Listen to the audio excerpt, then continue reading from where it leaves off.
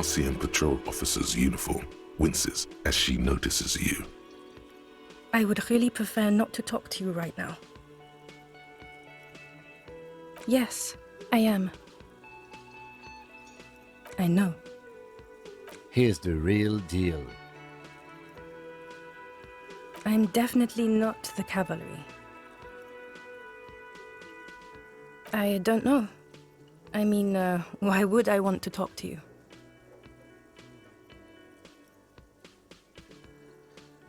By the... Okay, fine. Let's talk. What did you want? What precinct? Am I from? God, he doesn't know. Fucking deranged lunatic. I don't know what to say. Don't say anything, Judith. I'm just looking out for... No one. I'm just a man with sunglasses, and you are... Yes, a policewoman who just wants to do her job. That's all. Something about the man with sunglasses and you, the energy between you two is making her uncomfortable. You look like shit. And I don't mean that as a metaphor.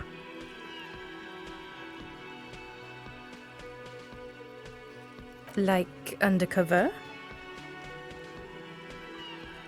Well, as far as disguises go, this is one of the best I've seen. I mean, I could swear you're an actual bum. Oh, come on, Jean. It looks like it's been a rough week on him. It's not just this week.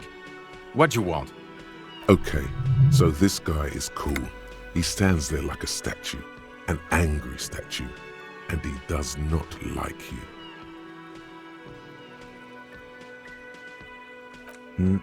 I'm not getting involved in this.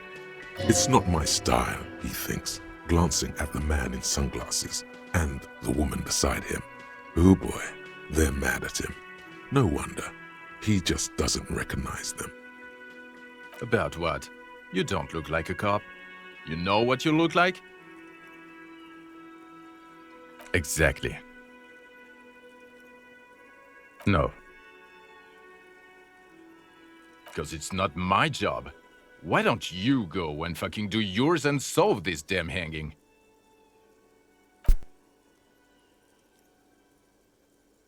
Come on, Jean. Okay, say things. I want to hear you say things. Suddenly, out of nowhere, case-related things start popping up in your head. You think he was hanged as a cover-up? To hide the shooting? Okay, well...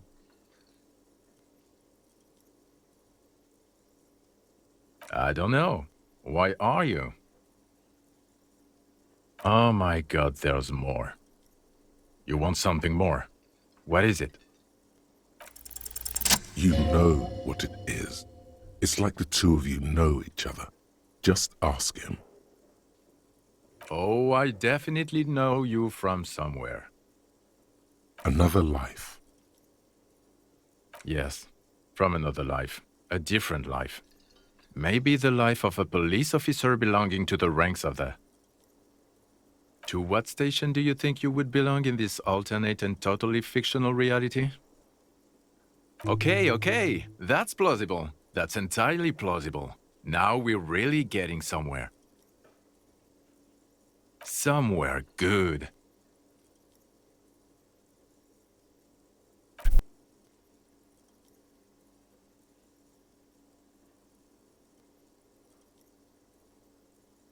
Let's be crazy. Let's say you and I are partners.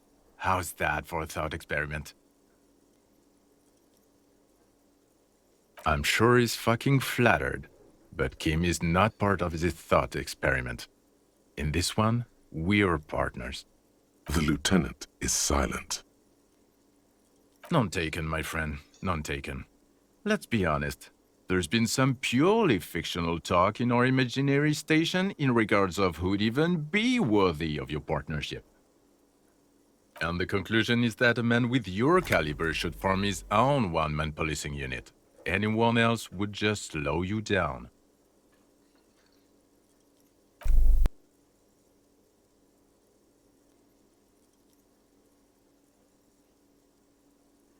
This isn't helping. You're not going to believe this, but police officers. Yes, sir. Solving crimes, locking up bad guys, and get this, and not getting that drink on at 2 o'clock. Just some regular boring motherfuckers in suits and uniforms. Nothing spectacularly extravagant like you, the far-out son of Lang.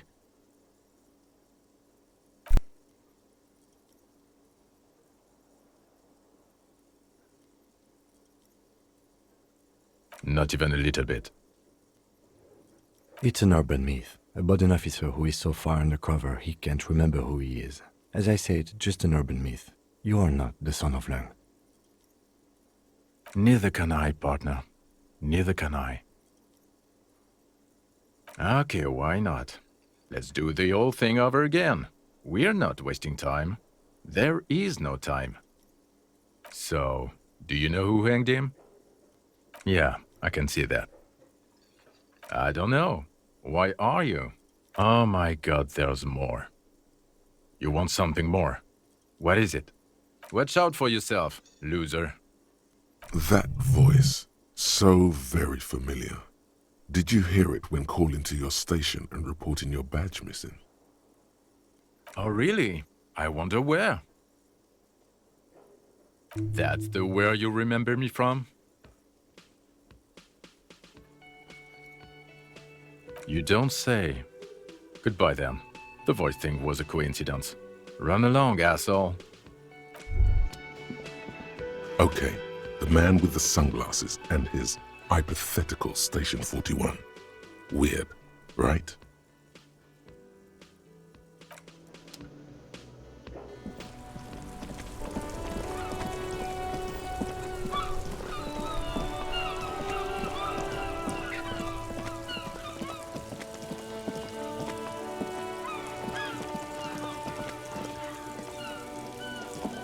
A rusting control panel with loose wires dangling out from the hole where an indicator light used to be, and a mechanical lever sitting in the middle.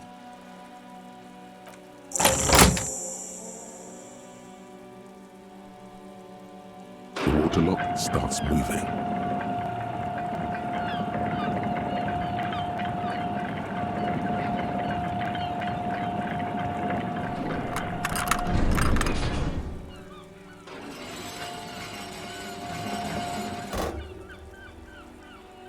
All right, we can go to the coast now.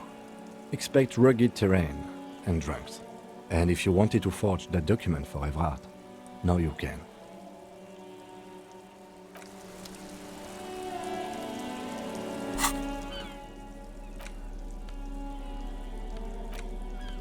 You take the legal documents out of the envelope, a 12 to 40 month construction period, and the zoning plan in the addendum.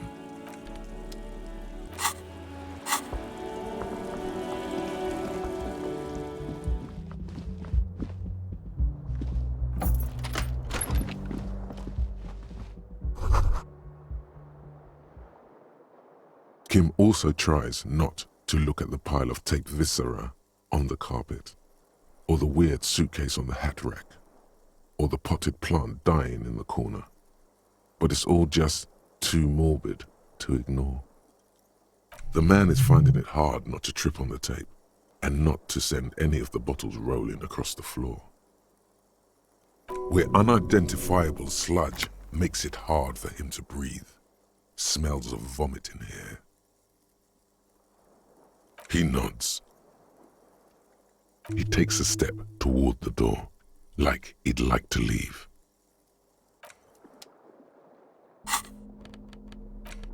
You take the legal documents out of the envelope, a 12 to 40 month construct. With a confident flourish, you complete your forgery. What do you see on the signature line? Indeed, they look distinctly different and very convincing. These might as well be their actual signatures. Good. Evrart will have to start over with his scheming. When Isabelle and Lilienne dispute the signatures, the document will be rendered null and void. Any halfway competent notary should be able to handle this. Not getting their actual signatures was probably the best thing to do. Now all we have to do is mail these. I think I saw a mailbox on the plaza.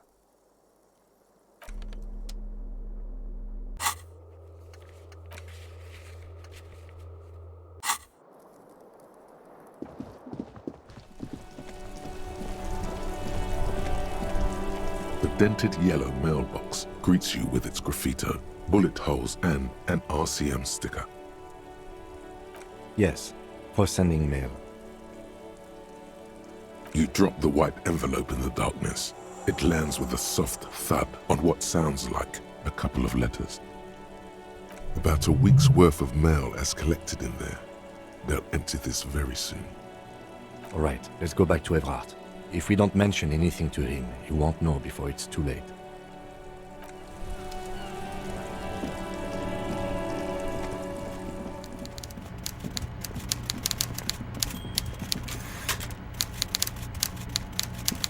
Mr. Dubois, I hear the meeting with Titus was a glowing success.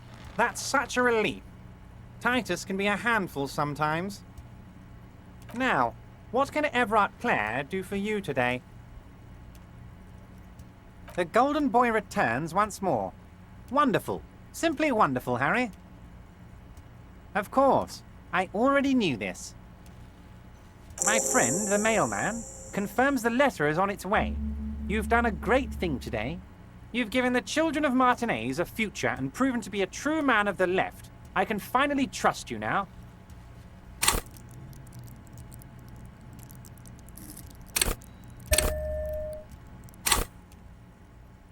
You're in my inner circle. You too, Mr. Kitsuragi. We can talk about anything. The strike, the murder, your lost gun, nothing is off the table. See?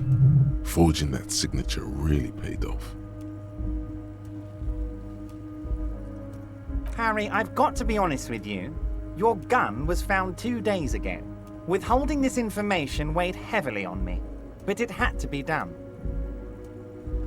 An old woman has it, and let me tell you, Harry, word on the street is she's a character, so watch out.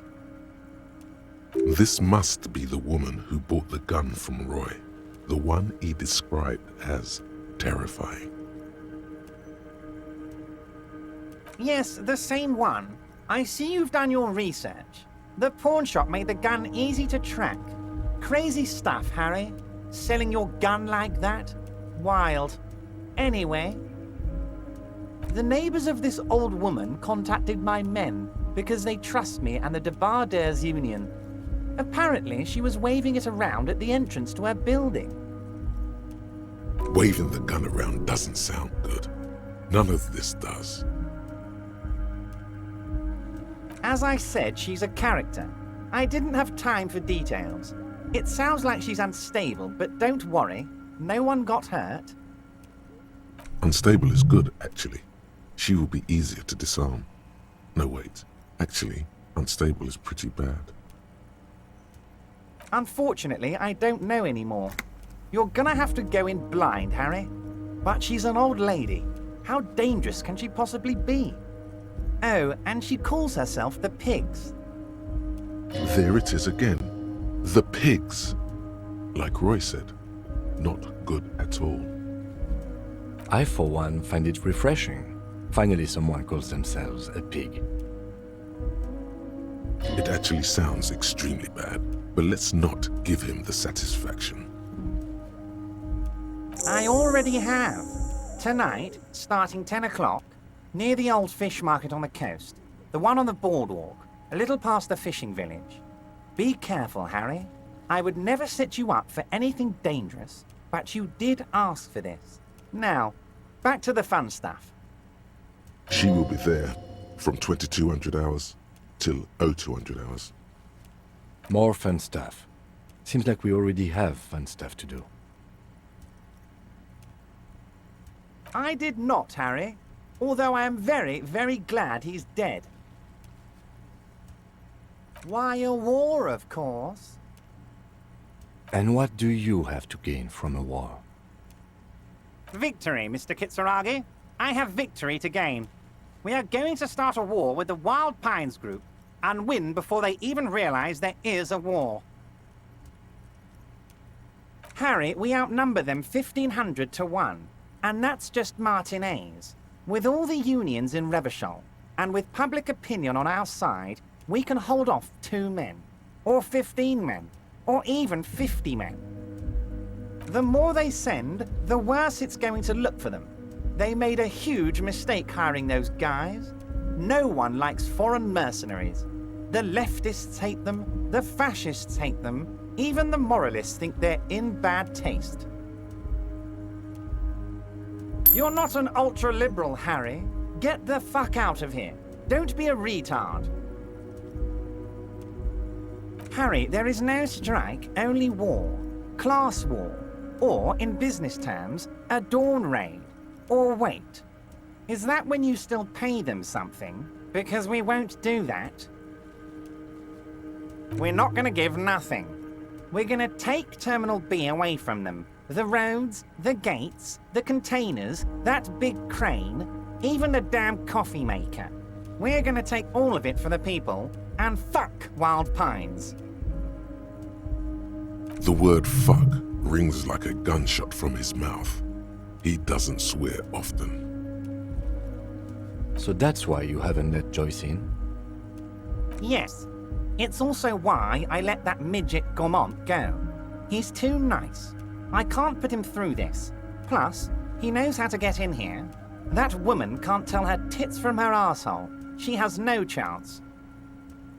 Tits from her arsehole. It's a local saying.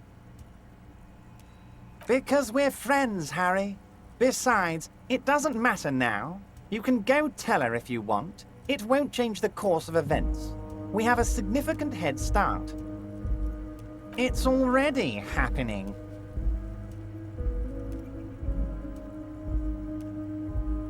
$2,372, plus yours truly, of course. Oh, you mean what sort of goods are going to be flowing through?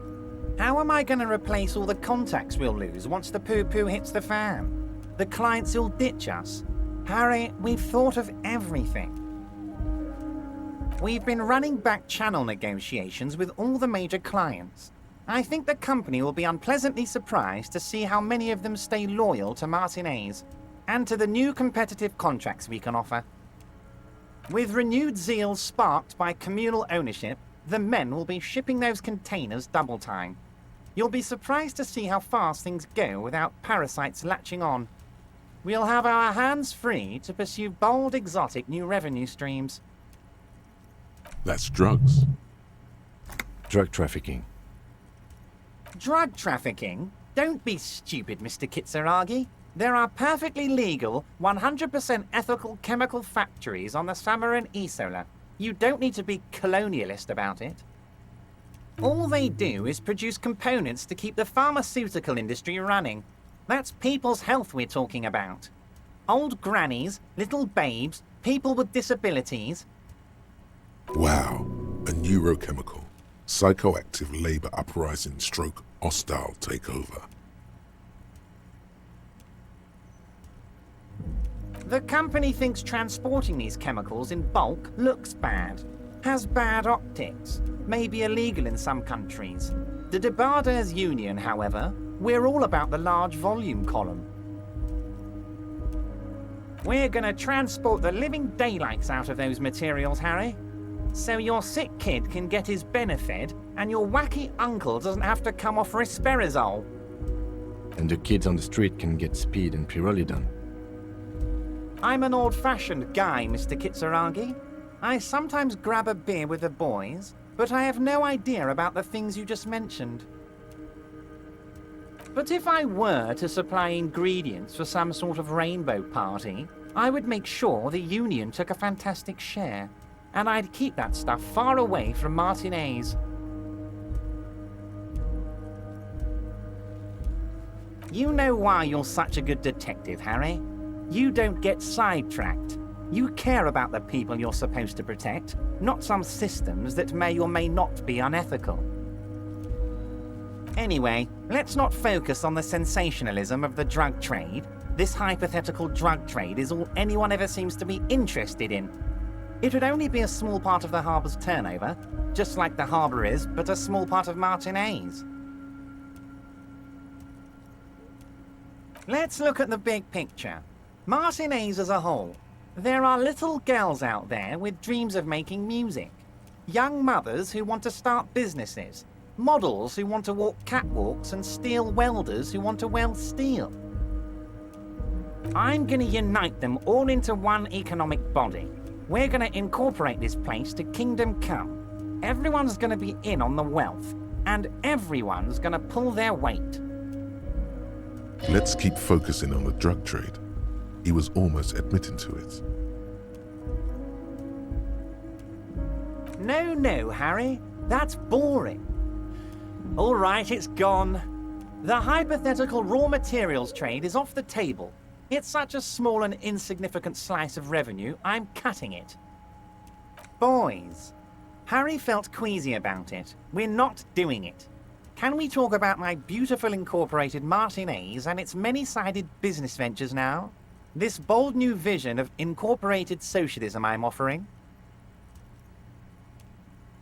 Thank you, Harry, thank you. You have no idea how much it means to me, because in many ways, you are that working man. You have already done so much work.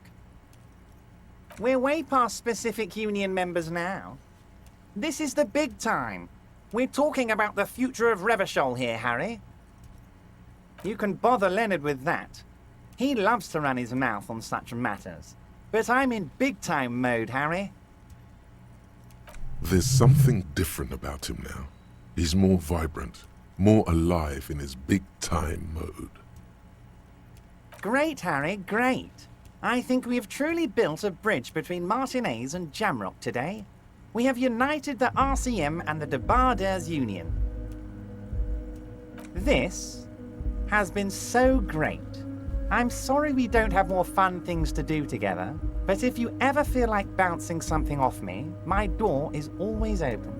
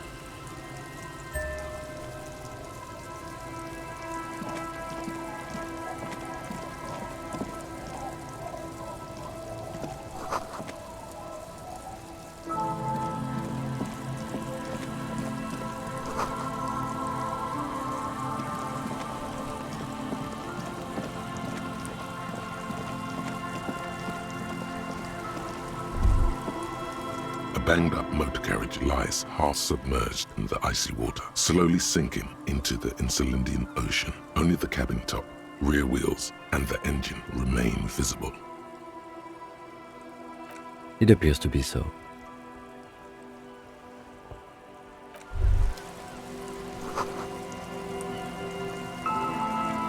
The motor carriage.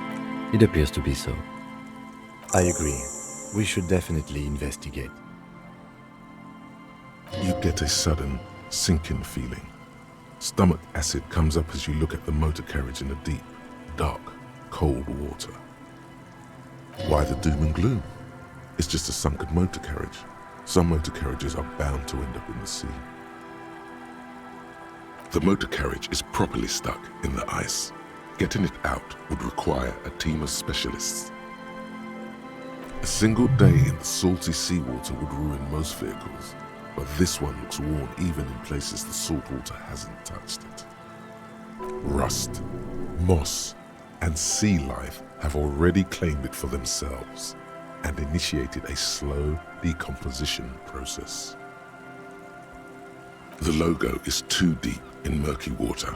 You can't make it out, but you do see a monkfish float by.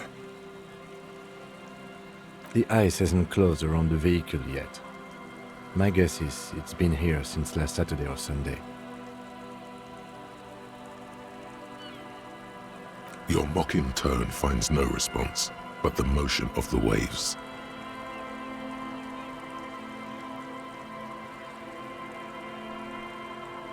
Yes. Crazy recklessness. I'd say it has been here since last Saturday or Sunday. Let's wait for the low tide and see what's inside. I don't know. An hour or two, tops?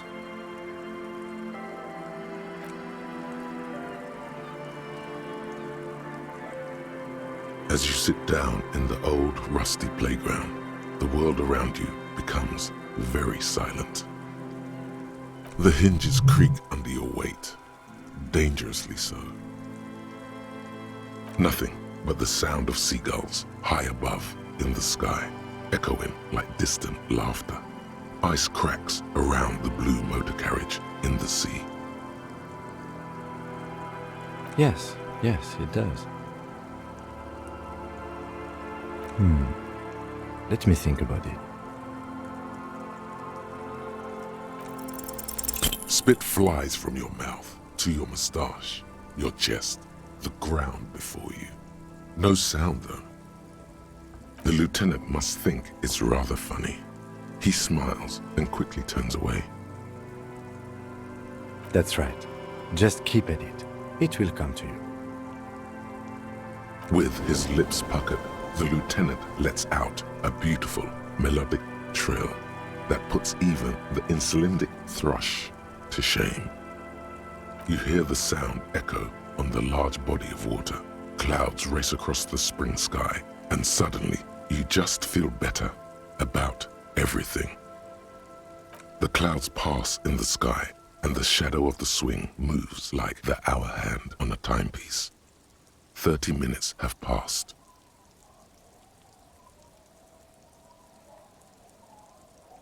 Well, historically, leeches have been used to prevent and even cure many ailments.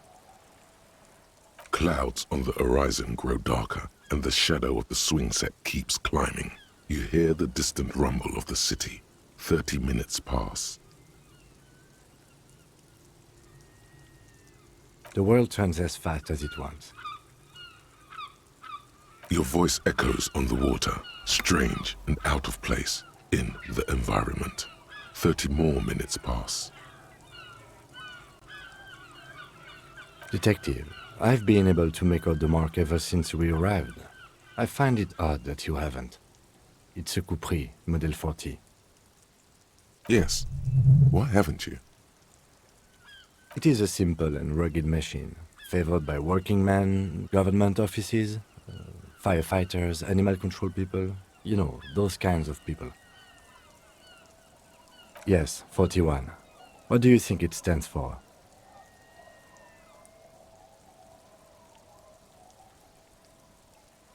I'm sorry, Harry. I'm so sorry. 41. Precinct 41. A massive pit opens up in your stomach, and the most terrible feeling comes over you. You feel like you're about to faint and fall off the swing. Your hands get clammy, and the air tastes sour to breathe. Oh God, Harry. Oh God, Harry. What did you do? No. Just nope. Say no to this, Harry. I'm afraid so, yes. It looks like you drove your police motor carriage into the sea after you jumped across the canal.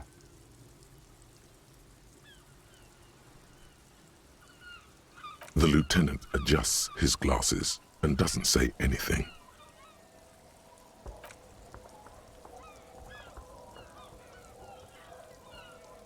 Yes, let's go take a look.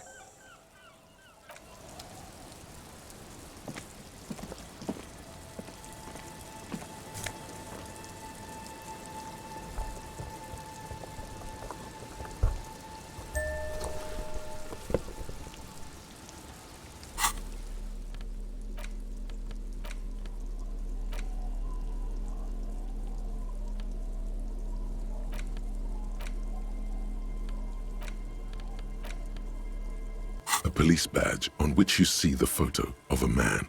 You. Some seaweed is stuck to the back. At least something good came out of all this.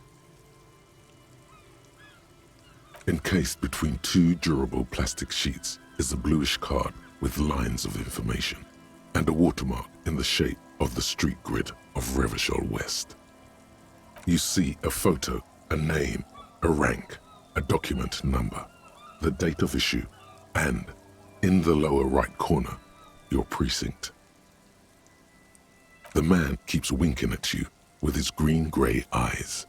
The photo is old, no doubt about that. 8, maybe 10 years. The guy in the picture is rather good-looking. He's got a nice haircut and is distinctly lacking in massive sideburns. What do you think? His face is already contorted by the expression, although it looks less grotesque on him than it does on you now. It looks better on him because he isn't in as much pain while producing it as you are now, although there's already a hint of that pain, certainly. The badge in your hand shines as you rotate it, catching light. You see lines of information on it, and a shining watermark. Harrier, that's long for Harry. So you are Harry. Evrart was half right. Probably not a lot of people know your full name. Whoever told him you're Harry Dubois didn't. Not strange at all. Your name is Harrier Dubois, like it says on your police badge. It's a wartime name, revolutionary. The kind mothers give their sons during troubled times, like Undying or Boxer or Ironhide. It's meant to keep you safe. From bullets, hunger, shrapnel, kidnappings, and worse. Why? It's a cool name. I like it. Besides, you're Harry anyway. No one's ever called Harrier. He's not going to call you Harrier. He'll keep calling you officer when he's angry with you, and detective when he's not. The badge in your hands shines as you rotate it, catching light. You see lines of information. Lieutenant W. Freighter. The lieutenant is a rank above sergeant and below captain. It's the highest rank in the RCM that still does field work. I am a lieutenant. The title of Freighter is added to your rank when you decline a promotion to a higher rank. In your case, captain. You have declined twice, thus you're double Freighter. There are many reasons one would do this. The rank above you in your precinct's décomptage might be taken, or sometimes promoted officers do not want to replace their superiors out of respect. And sometimes they just prefer the type of police work available to their current rank, in your case, lieutenant. Heavy-duty case-solving machine. Décomptage is the hierarchical system employed by the Revachol citizens' militia. It means counting down to twos. The lowest rank is junior officer, usually teenagers. Then there are the patrol officers, then sergeants, lieutenants, then a captain. That's basically it, except for a few kings. Kings like satellite officers and the additional Evrart rank I already explained.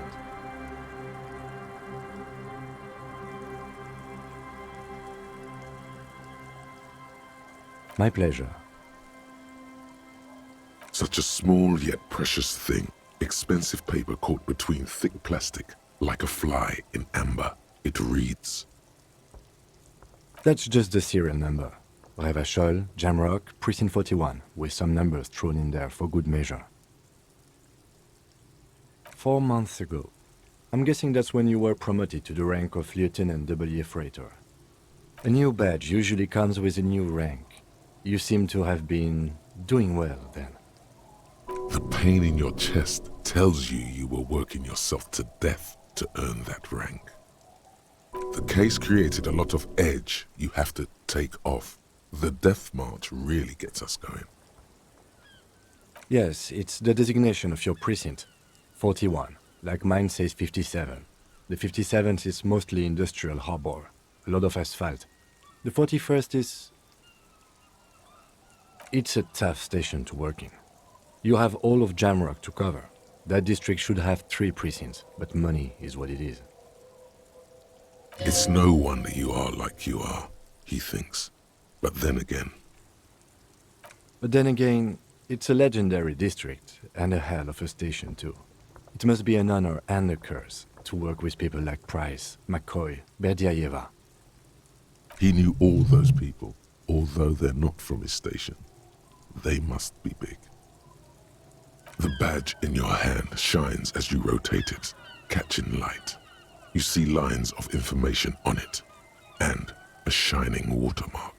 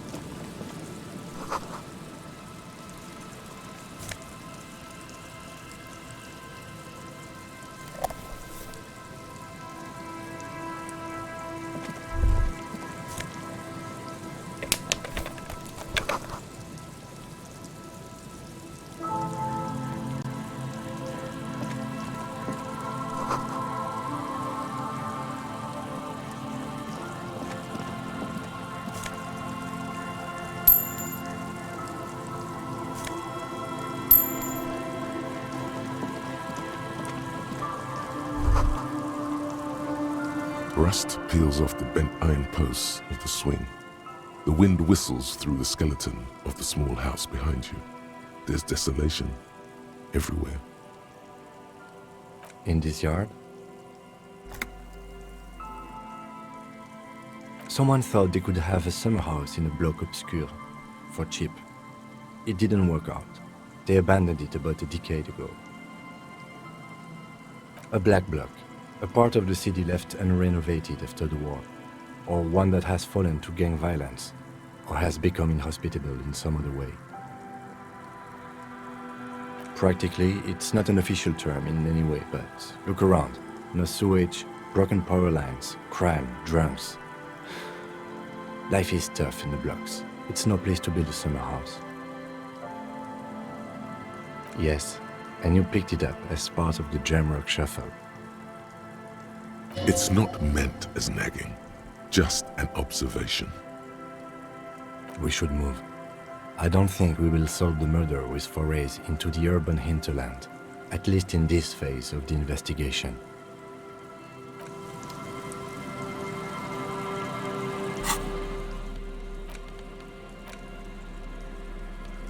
There's no way to listen to the tape without a working tape player or portal-reel at hand. A pawn shop would have a tape player.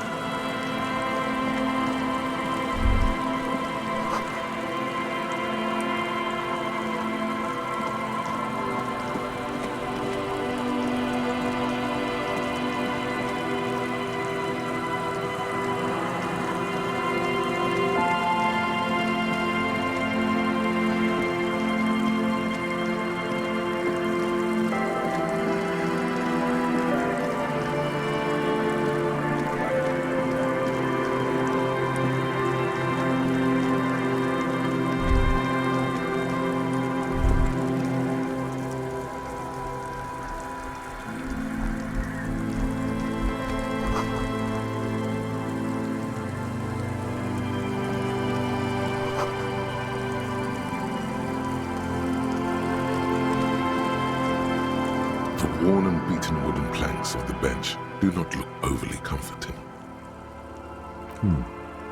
We can sit on benches after we've solved the murder. Let's go.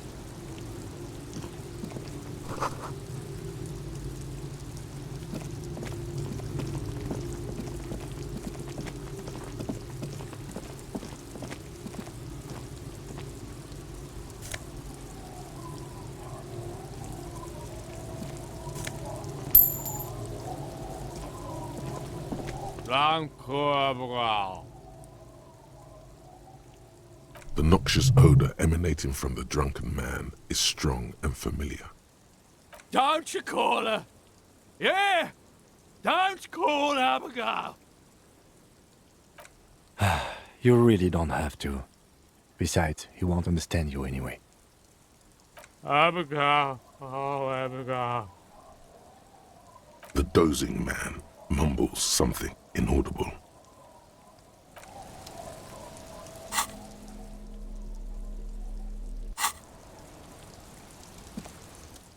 Hey, tequila! Good to see you. How's business? How's the whole reality situation treating you? So what's happening? Yeah, tequila sunset. How are the, high-concept, reality-based adventures proceeding? That's the spirit. I used to shape reality into my image a long time ago. Those days are over now. Sadly, things aren't going that well in Idiot Doom's Spiral Land. Haven't found those keys yet, haven't won that great piece of ass back. No word from my business buddies. We are saving the world. Please! Please don't go! Don't go! Okay, we're drinking. We're drinking alcohol. That's what we're doing. I tried to save the world once, a long time ago, with enterprise, creativity, and willpower. But that didn't work out. So now, it's a pirate's life for me. It's you. You're Tequila Sunset. We've met before. Don't you remember? Aha. Do you want to know how Tequila Sunset came to be? Let me take a sip to moisten up my chords. Tequila Sunset rolled into Martinez last Friday, and by Tequila Sunset, I mean you. The man, the myth.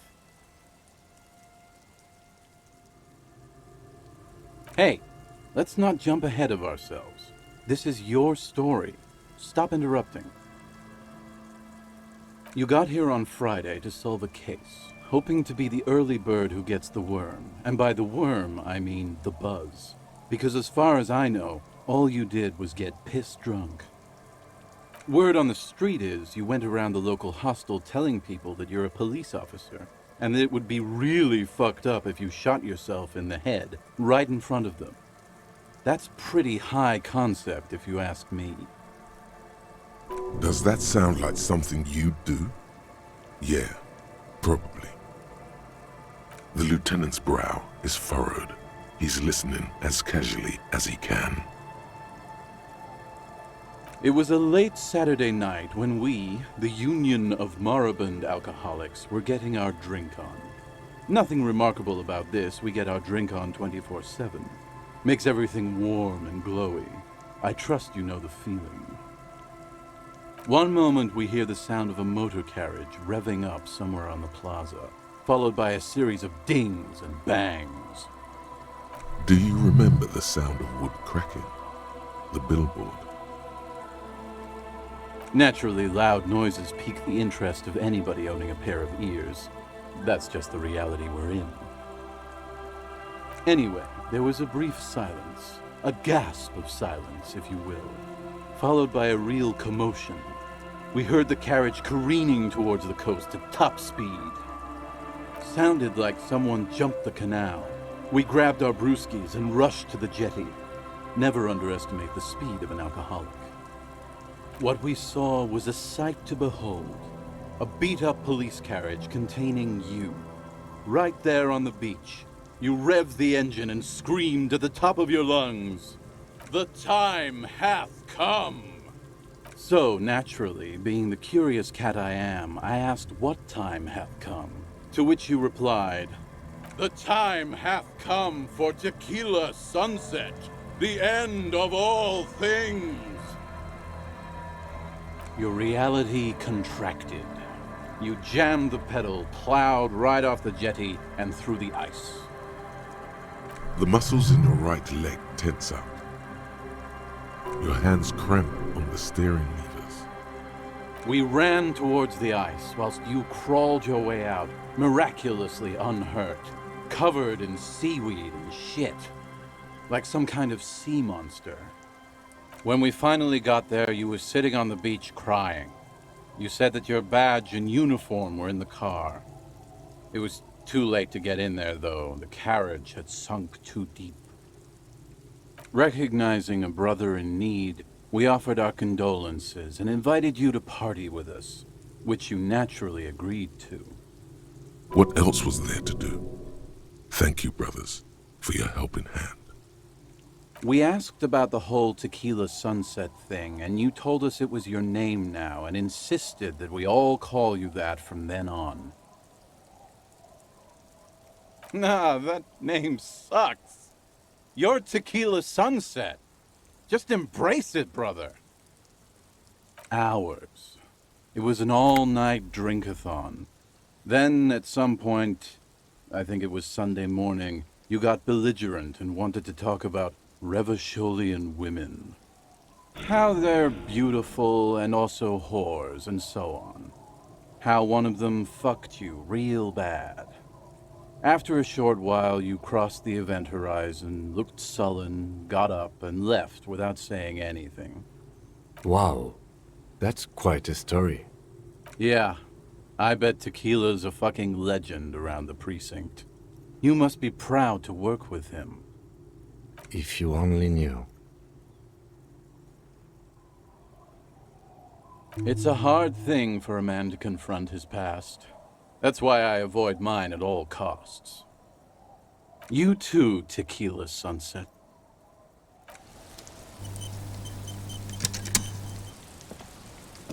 Good to see you, friend. Do I have deals set up for you, buddy boy? So what do you want? I got smokes. They're cheap. Very cheap.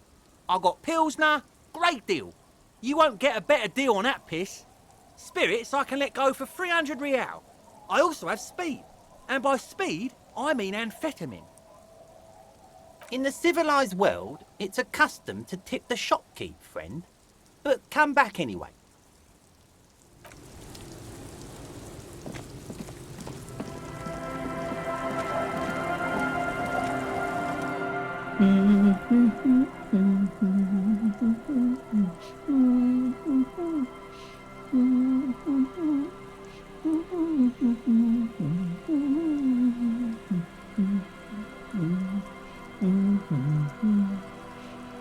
Welcome to the fishing village.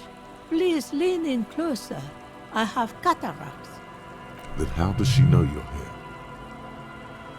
I still have a golden ear. Come, come. Oh, welcome, police officer. We don't cause any trouble around here. And we don't want any trouble either.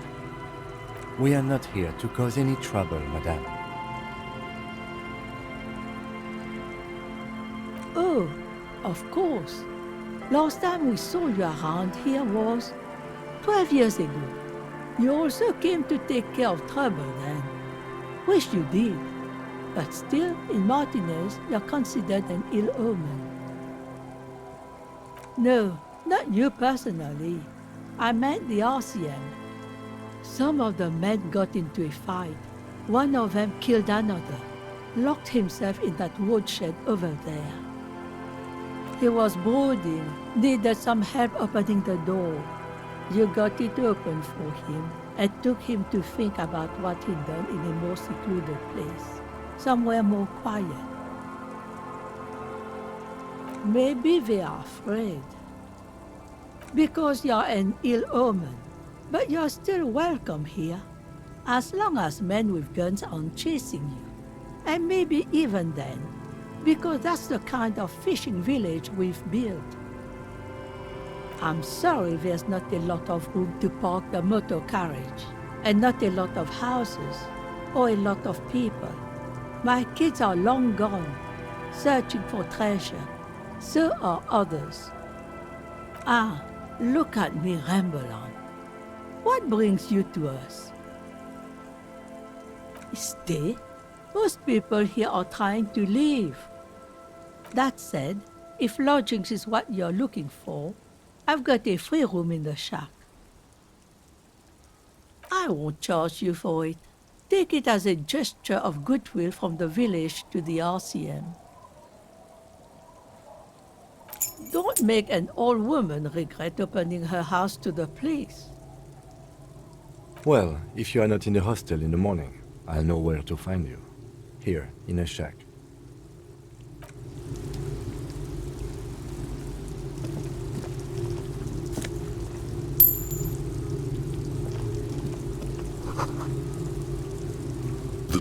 has seen better days. The layer of paint has started to peel off due to the salt and wind from the sea. Even the lock looks slightly rusted. I'll wait outside to give you some time and privacy to check out your new living arrangement. But just so you know, after we are done with the day, I'll still be staying in the whirling in rags for the night. We'll meet in front of the shack in the morning. The key turns with a satisfying click. You can enter the shack now.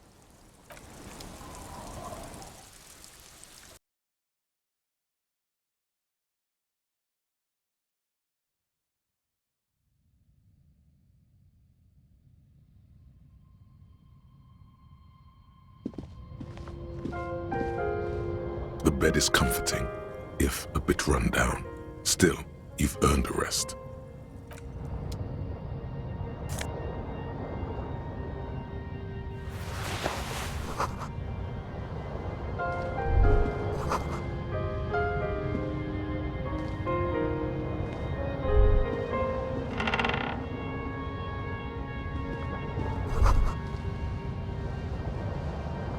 A brisk coastal wind still howls against the window of the shack.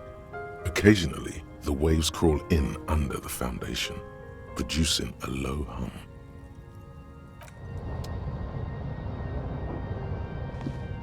An old mirror hangs on the wall. You see the reflection of your face in it, adorned with the expression.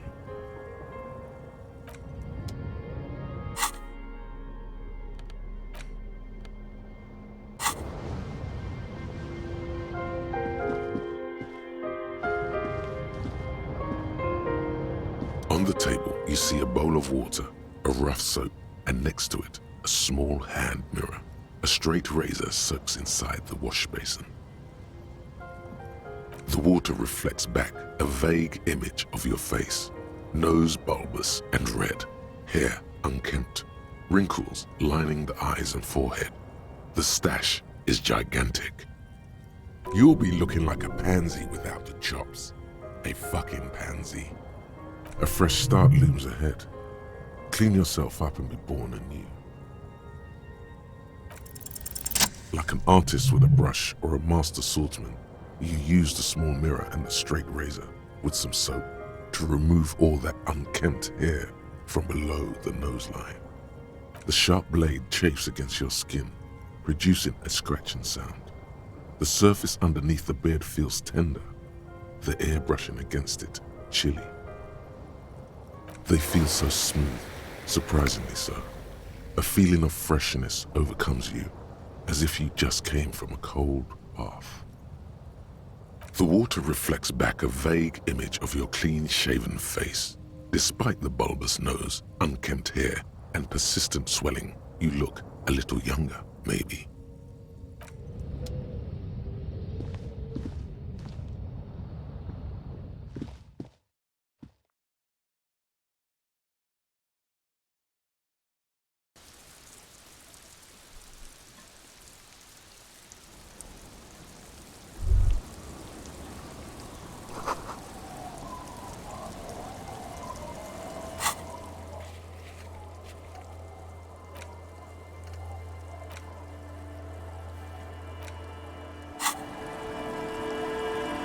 Yes? Yes. I don't know what to say. Perhaps, I'm not really sure about this turn of events. I think the mutton chops might have been a better idea. They sort of seem to cover up some of the... damage. Either way, good on you. You were saying?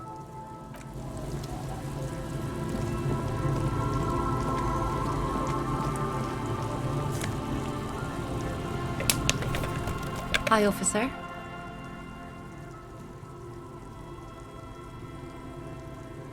Factory balanced, Bakelite and stainless steel.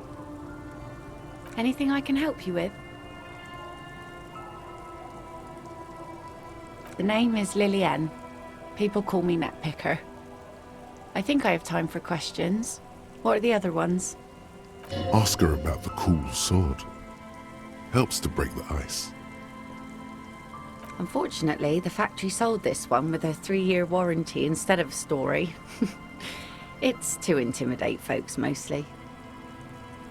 It's a regular mass-produced sword, like a shovel or an axe. Nothing fancy, just for intimidation. From time to time, people need a lesson in respect. That's just the way it is. Back in the day, I caught the eyes of many men. And believe me, men need a lesson in manners from time to time. Some went to patch their wounds, their lesson learned. Others were more thick-headed. And one of them, I ended up marrying. Gone. It absolutely does not. We are not going to look for him. No. There's nothing to find. He's dead. Lost to the waves. He didn't respect the sea. Went out there, drunk like a skunk, and sure enough, one day the boat was found floating empty. The bloated corpse turned up 2 weeks later. Now, before you tell me how sorry you are for my loss, know that it was 4 years ago, and I've moved on. There's only so much mourning you can do for a drunk with sinewy muscles. She really likes those muscles, though. It's in the way she pronounces sinewy.